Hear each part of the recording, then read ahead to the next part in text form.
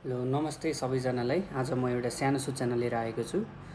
यदि तपाईँहरू पनि खाद्य प्रविधि तथा गुण नियन्त्रण विभाग DFTQC ले आयोजना गर्न लागेको 7 दिने तालिममा यदि भाग लिन इच्छुक हुनुहुन्छ भने आवेदनहरू खुलिसकेको छ।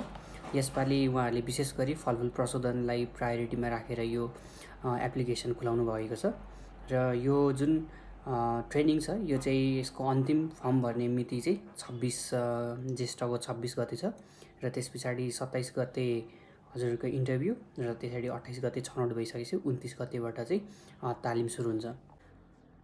तपाईहरुले यो ट्रेनिङमा भाग लिनका लागि चाहिँ www.dftqc.gov.np वेबसाइटमा गएर त्यहाँ गई एउटा फर्म हुन्छ यो ट्रेनिङको।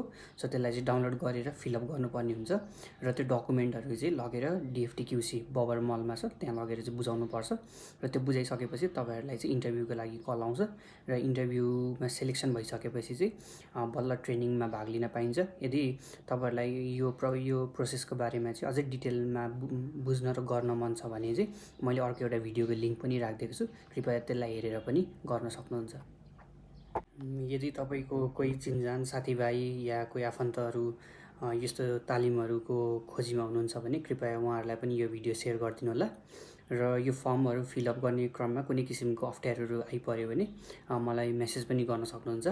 हस्त धन्यवाद।